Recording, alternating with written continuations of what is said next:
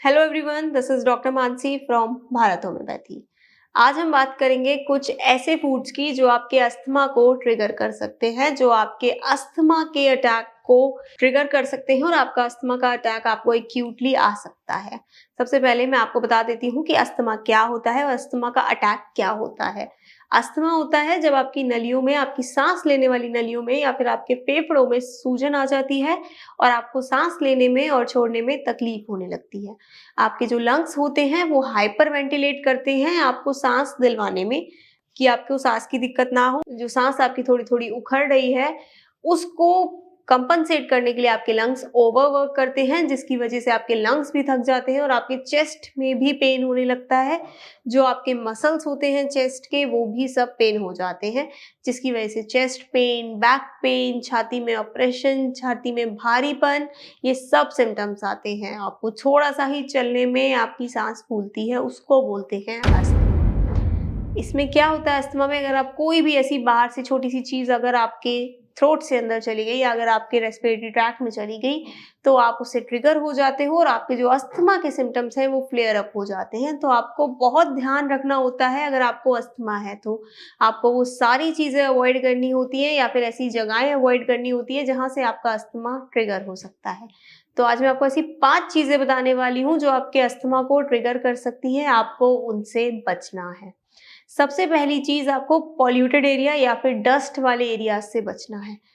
अगर आपको अस्थमा है तो डस्ट का एक छोटा-सा पार्टिकल भी आपके लिए जानलेवा साबित हो सकता है।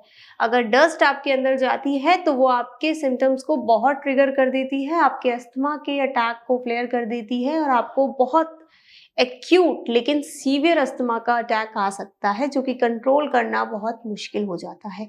इसीलिए आपको डस्ट और पॉल्यूटेड एरियाज बिल्कुल अवॉइड करने हैं। जहाँ पे भी ज़्यादा डस्ट है आपको वहाँ नहीं जाना है। दूसरी चीज़, एग्स या फिर कोई भी ऐसी चीज़ आपको जिससे एलर्जी है। बेसिकली बहुत बार क्या होता है कि हम अस्थमैटिक पेशेंट हैं लेकिन हम एग्स खा लेते हैं क्योंकि उसमें प्रोटीन्स होते हैं, विटामिन ए, विटामिन ई सब होता है। लेकिन कई बारी कुछ पेशेंट्स को एग से एलर्जी होती है और वो लोग भी एग कंज्यूम कर लेते हैं। जिनको एग से एलर्जी है वो ध्यान रखें कि आपको एग नहीं लेना है, आपके अस्थमा का अटैक ट्रिगर हो सकता है। तीसरी चीज़ होती है ये जो शुगर वाली चीज़ें होती हैं, जो शुगर सिरप्स होते हैं या फिर आर्टिफिशियल स्वीटनर्स जो होते हैं। जो ये आर्टिफिशियल स्वीटनर्स होते हैं ये आपकी बॉडी में जाके इन्फ्लेमेशन को ट्रिगर करते हैं। ये आपकी बॉडी में जो इन्फ्लेमेशन होती है उसको बढ़ा सकते हैं। तो आपको ये आर्टिफिशियल स्वीटनर्स, ये ड्रिंक्स, ये कार्बोनेटेड ड्रिंक्स या फिर ये जितनी भी चॉकलेट्स होती हैं या फिर ये जितनी भी मिठाइयाँ आती हैं, आर्टिफिशियल स्वीटनर्स आपको टोटली अवॉइड करने हैं, क्योंकि वो आपकी इन्फ्लेमेशन को ट्रिगर करेंगे और इन्फ्लेमेशन को ट्रिगर होने का मतलब है कि आपको अस्थमा का अटैक ट्रिगर हो सकता है। चौथी चीज़ जो आपको अवॉइड करनी है वो है फ्राइड फूड। फ्राइड फूड भी आपके लिए बहुत ज़्यादा हार्मफुल है।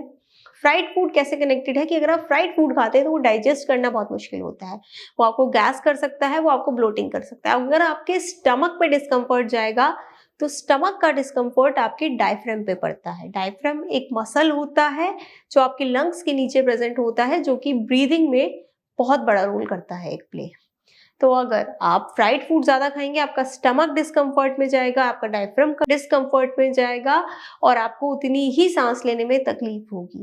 इसलिए फ्राइड फूड भी आपको टोटली अवॉइड करना है। आपको किसी भी तरीके का फ्राइड फूड नहीं खाना है अगर आपको अस्थमा है। पांचवी चीज़ जो आपको अवॉइड करनी है वो है ठंडी चीज़ें। आपको कोई भी ठंडी चीज़ नहीं लेनी है। फ्रिज की रखी चीज़ें या चिल्ड चीज़ें, आइसक्रीम्स, ये सब आपको अवॉइड करनी है क्योंकि ये सब आपको नुकसान पहुंचा सकती हैं। आपकी बॉडी में इन्फ्लेमेशन है, आपके लंग्स इन्फ्लेम्ड हैं, आपको म्यूकस बहुत ज़्यादा बन रहा है और अगर आप उसमें ठंडी चीज़ें खाते हो तो ठंडी चीज़ें आपके अस्थमा के सिम्टम्स को ट्रिगर कर सकती हैं। तो ये जो 5 चीज़ें मैंने आपको बताई हैं ये आपको टोटली अवॉइड करनी है। आपको बहुत ध्यान रखना है अगर आपको अस्थमा है, क्योंकि अगर आपका अस्थमा ट्रिगर हो जाता है तो वो आपके लिए हार्मफुल है, वो आपके लिए जानलेवा भी हो सकता है। और ये सारी चीज़ें अवॉइड करिए और साथ में मेडिकेशंस लीजिए। मेडिसिन्स के बिना अस्थमा नहीं ट्रीट हो सकता है और अस्थमा एक जानलेवा बीमारी है, इसलिए देर मत करिए। तुरंत ही भारत होम्योपैथी में संपर्क करिए। भारत होम्योपैथी में डॉक्टर्स की टीम है जो आपको आपके अकॉर्डिंग इंडिविजुअलाइज और कस्टमाइज्ड होम्योपैथिक ट्रीटमेंट देगा और आपका अस्थमा रूट से क्योर हो सकता है। Thank you.